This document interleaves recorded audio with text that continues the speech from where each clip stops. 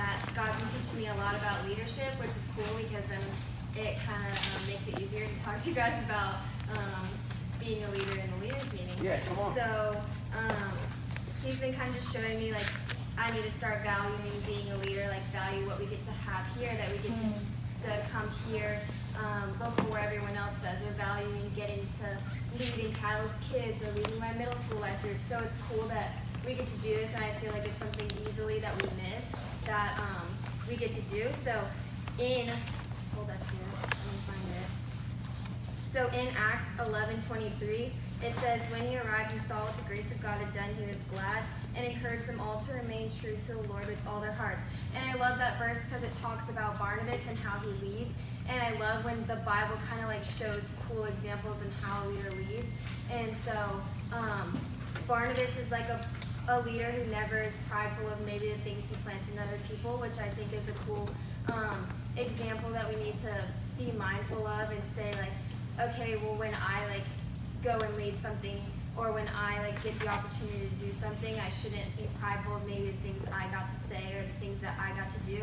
So that's why I love that Barnabas points everything to God and like shows the glory of God. So that's something that I think that God's been pointing out to me and saying like it doesn't matter like the things I say to my middle school life group, like it matters like the things that God is doing in them. Right. So I love that kind of thing, and it kind of brings me to the 2 points that God's been like teaching me and showing me a lot lately, and that's like being someone who sees what God has done, because I think that it's so easy just to miss what God like we're so focused on what God hasn't done instead of seeing what he has done. And so he's been kind of pointing that out to me, like in my situation I should start looking at the things that God actually was doing and not always like having this negative mindset of what he maybe hasn't done yet, because it's like a cool picture of God's timing and how we need to just be mindful on the things that God has planned for us, and it's not always going to go the way we want it to.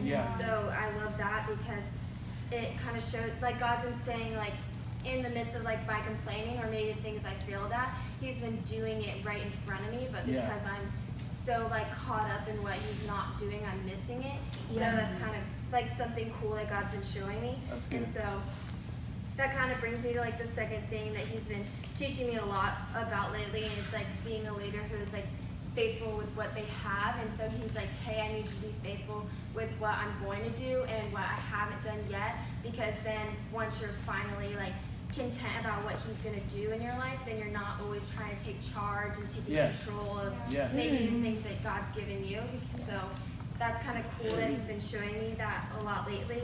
And a bunch of people have been like pointing that verse out to me, like being faithful with little and faithful with much. And so he's been kind of giving that picture of like quality over quantity kind of thing. Like it doesn't matter if I invited 5 people to Catalyst students and only 1 came. Like it matters that that one person came, and that may be the first time that they get to see Jesus for the first time. So it's kind of like a cool picture of like a perspective change, like just being able to see things in a different way. So there's this really cool sermon that I watched the other day, and it talked about Daniel in the lions and how like he was given 2 choices. Like in this situation he was pulled into, he had the choice to give up and just not remain faithful in what God was going to do because he didn't know what it was, or he had the choice to be faithful even though he didn't know what the outcome was.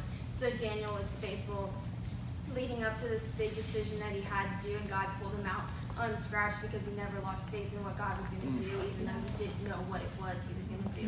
So it's been cool that he's been kind of like showing that to me a lot lately. Like it's okay that you're not going to know everything, and it's okay that if you fail, it's okay. So that's just kind of like a cool picture that he's been showing me, that like Daniel had all these little decisions leading up to this big one, preparing him for this big thing. And so that's just what like God's been like saying, like you're gonna have all these small things leading up to this big thing, preparing you for later. That's good. And so I've been thrown into like a lot of things that make me uncomfortable, or I don't know exactly what's gonna happen just because I've never seen it before. And so he's been showing me a lot lately, like it's okay that you fail, but I need you to like realize what I have done. So yeah, that's pretty much what God's been teaching me. So if